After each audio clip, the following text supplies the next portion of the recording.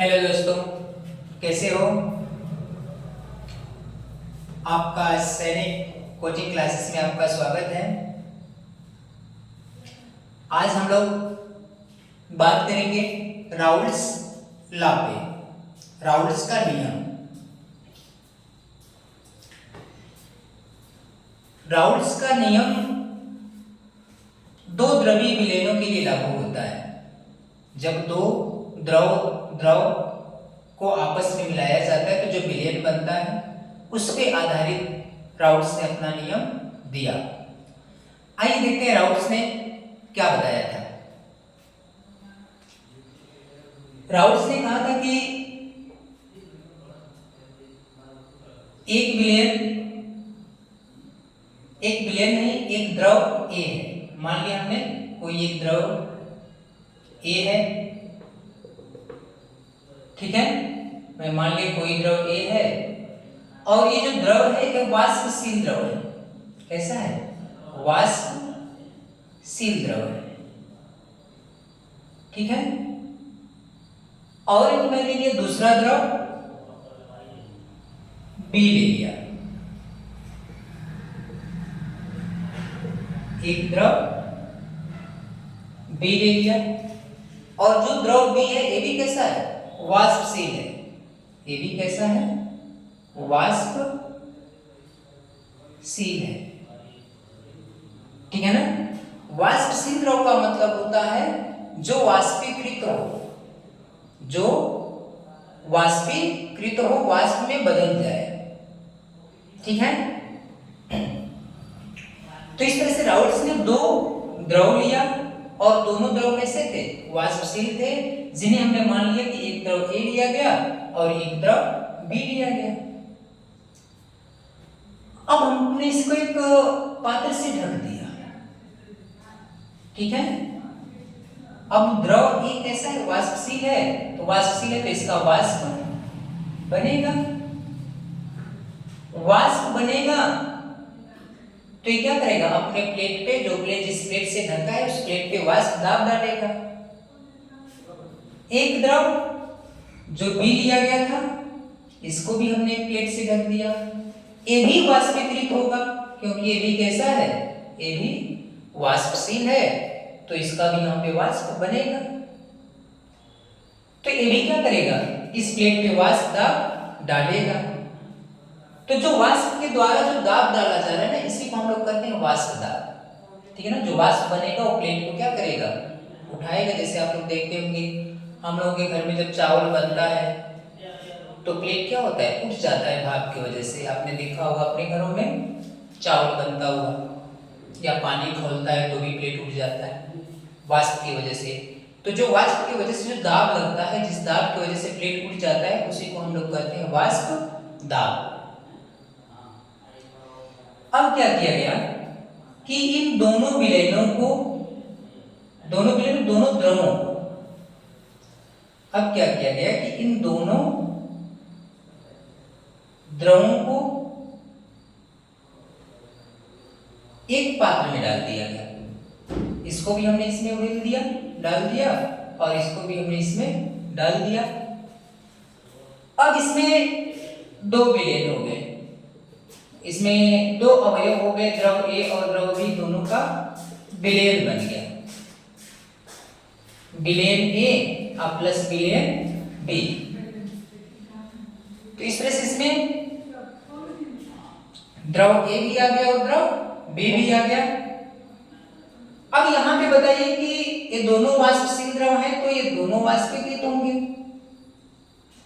तो यहां पे जो वाष्प बनेगा वो दोनों की वजह से वाष्प होगा, और ये दोनों के वाष्प क्या करेंगे? इस पे वाष्प दाब डालेंगे। ये दोनों द्रव, इन दोनों द्रव वाष्पीकृत होंगे और दोनों क्या करेंगे? इस प्लेट पे वाष्प दाब डालेंगे। तो इन्हें भी हम लोग क्या कहेंगे? वाष्प दाब कहेंगे। लेकिन क्या हम कह सकते हैं कि जो वाष्प दाब लग रहा है इस प्लेट पे केवल ए का लग रहा है? तो नहीं कह पाएंगे। क्या हम कह पाएंगे कि अवयव बी का लगेगा केवल वाष्प दाब? तो हम ये भी नहीं कह पाएंगे। हाँ, यहाँ पे हम कह सकते हैं कि जो वाष्प दाब यहाँ पे लग रहा है वो ए के कारण वाष्प दाब लग रहा है, तो इसे हम लोग कहेंगे ए का वाष्प दाब। यहाँ पे हम कहेंगे बी का वाष्प दाब। लेकिन यहाँ पे दो अवयव हो चुके हैं, दो द्रव का मिश्रण है, तो यहाँ ए भी वाष्पशील है और बी भी वाष्पशील है, तो यहाँ पे दोनों के वाष्प बनेंगे। और जब यहाँ पे दोनों के वाष्प बनेंगे तो दोनों की वजह से यहाँ पे दाब लगेगा। तो अगर हमें कहना हो, अगर हमें ये बात करना हो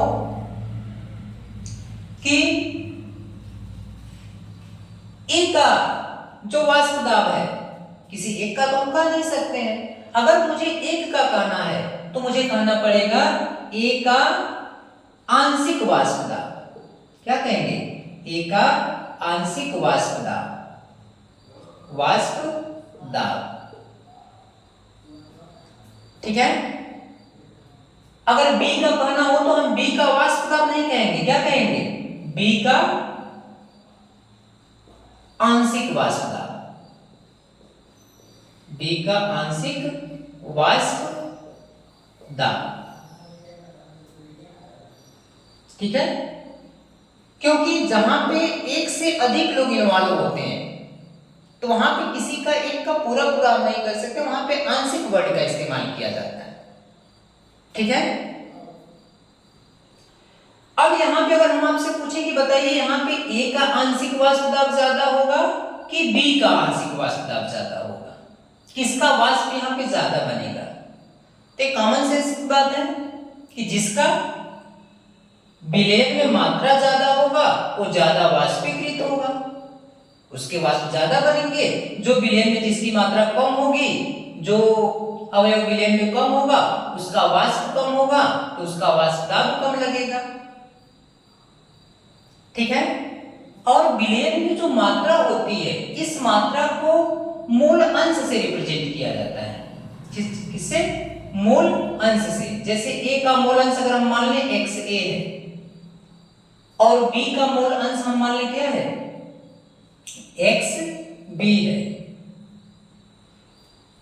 और हम जानते हैं कि मोल से ही मूल अंश निकलता है। ठीक है ना। तो एक्स ए और एक्स बी क्या है? इनके ए और बी के मूल अंश हैं। तो विलयन में जिसका मूल अंश ज्यादा होगा, अगर ए का मूल अंश ज्यादा होगा तो ए का वाष्प ज्यादा बनेगा, तो ए का वाष्प आंशिक वाष्प दाब भी ज्यादा होगा। अगर बी का मूल अंश ज्यादा है तो बी का वाष्प ज्यादा बनेगा और बी का आंशिक वाष्प दाब भी ज्यादा होगा।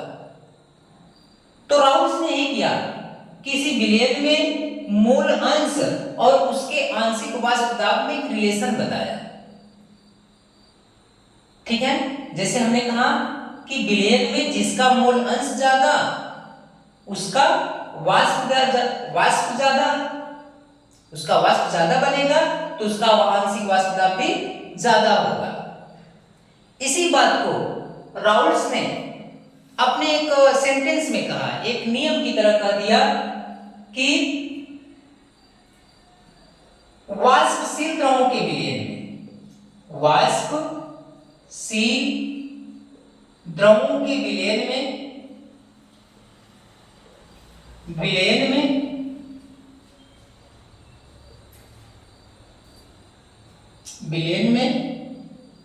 प्रत्येक अवयव का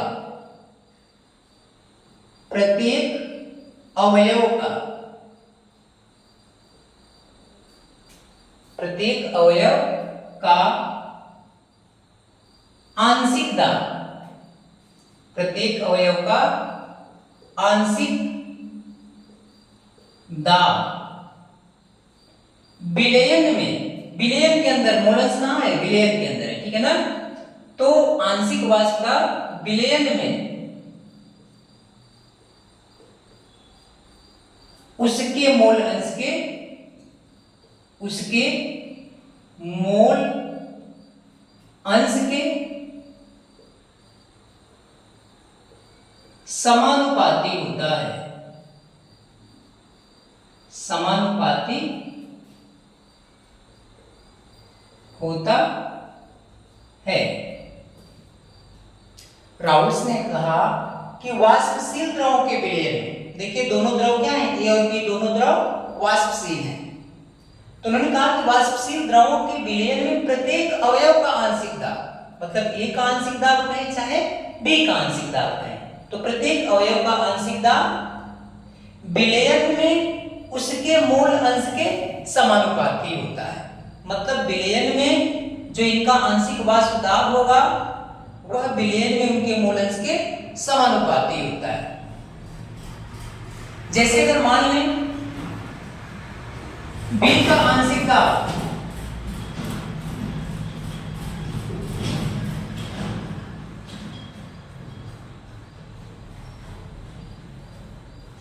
जैसे मान लें बी का आंशिक दाब पीबी है, ए का आंशिक दाब पी ए है, ठीक है। तो जो इनके आंशिक दाब हैं, जो पी ए है आंशिक दाब है, ये समानुपाती होता है इनके मोल अंश के, अर्थात विलयन में x a मोल है, मोल अंश है, तो जो इसका आंशिक वाष्प दाब होगा वो इसके मोल अंश के समानुपाती हो जाएगा, पी ए समानुपाती x a। जब यहां पे समानुपाती चिन्ह हटाया जाता है तो पी ए बराबर आ जाता है पी नॉट ए एक्स ए, ठीक है। पी ए समानुपाती x से, जब समानुपाती चिन्ह हटाते हैं तो पी नॉट ए एक्स ए आ जाता है। अब यहां पे आप देखिए पी नॉट ए क्या है, ये जो पी नॉट ए है ये वाष्प दाब है। क्या है ये? वाष्प दाब है। जब अवयव ए को अकेले लिया गया था तो इसके वजह से जो वाष्प बन रहा था और जो वाष्प दाब लग रहा था, इसी वाष्प दाब को हम लोग कहते हैं पी नॉट ए, जब अवयव ए शुद्ध अवस्था में था, ठीक है। इसी तरह से पीबी समानुपाती किसके हो जाएगा? विलयन में उसके मूल अंश के, अर्थात xb के समानुपाती हो जाएगा। अब फिर यहां भी जब समानुपाती चिन्ह हटाएंगे तो यहां पे क्या हो जाएगा? pb बराबर हो जाएगा p not b x b। यहां पे p नॉट b क्या है?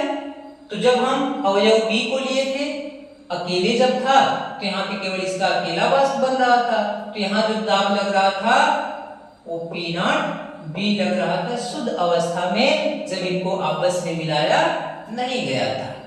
तो जो पी नॉट बी आप समझ गए, शुद्ध अवस्था में जब इनको आपस में मिलाया नहीं गया था, उसके पहले जो इनके आंशिक दाब थे शुद्ध अवस्था में, वो है पी नॉट ए और पी नॉट बी, जो समानुपाती नियतांक के रूप में आते हैं। अब यहां पे हमने कहा कि ए का आंशिक दाब यहां पे पीए है और बी का आंशिक दाब यहां पे क्या है? पीबी है। अब अगर हम आपसे कहें कि बताइए यहां पे इस प्लेट पे कुल दाब कितना लगेगा, इस विलयन के कारण इस प्लेट पे ये कितना कुल दाब लगाएगा, तो हम कह सकते हैं पीटी बराबर ए का आंशिक दाब प्लस बी का आंशिक दाब, पीए प्लस पीबी, ठीक है। अब इसके बाद देखिए पीटी बराबर हम लिख सकते हैं, पीए की जगह क्या लिख देंगे? पी नॉट ए से लिख सकते हैं, तो यहां पे हमने लिख दिया P naught A x A. PB की जगह क्या लिख सकते हैं? Plus P naught B x B, ठीक है। अब हम जानते हैं कि सभी मूल अंशों का योग, सभी मूल अंशों का योग एक के बराबर होता है, एक के बराबर होता है,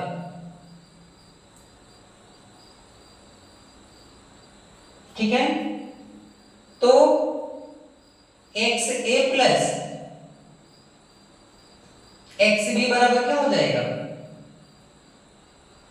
x A plus x B बराबर हो जाएगा 1। तो हम यहां पे लिख सकते हैं एक्स ए बराबर 1 माइनस एक्स बी।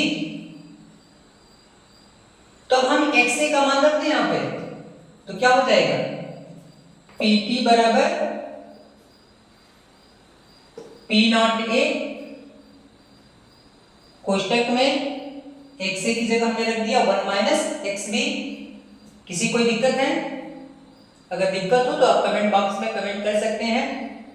तो 1 माइनस एक्स बी अब plus P naught B x B. P naught A का अंदर मल्टीप्लाई कर लीजिए,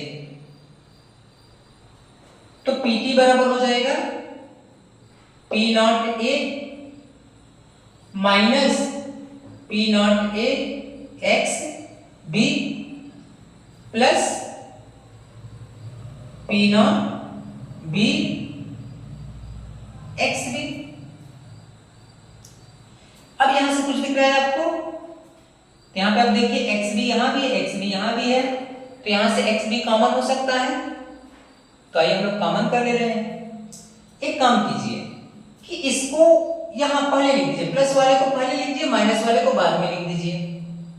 तो हो जाएगा पी टी बराबर पी नॉट ए, प्लस वाले को हमने उठा के यहां रख लिया, इसके पहले मैंने इसको रख लिया, तो हो जाएगा plus P naught B x b और माइनस पी नॉट ए एक्स बी। ठीक है, अब यहां से हमने एक्स बी कॉमन कर लिया, तो पी टी बराबर हमारा फार्मूला आ जाएगा पी नॉट ए प्लस